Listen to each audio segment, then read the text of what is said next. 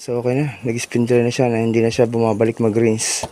Yung kapag kasi maalog yung spin dry niya, matitrigger yung sensor ng tab, magkakarga ulit siya ng water para mapantay niya yung damit. So ito nagtuloy na.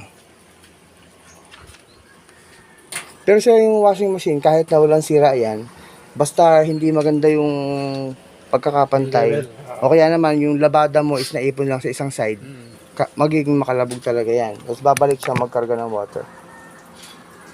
Ito siya, naging stable na siya. Stable na ulit yung kanyang mga balancer, suspension. Yan.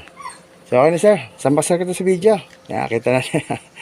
Thank you. Then sa 3 months warranty. Thank you, John. Yes sir, then 3 months warranty sir tayo sa ginawa kong problem. Okay. Thank you. Bumabalik siya magkagal ng water kasi may problem yung mga balancer niya. Mahirap na problem sir yan. Nagkataon lang na natagpuan mo yung medyo expert. Medyo expert.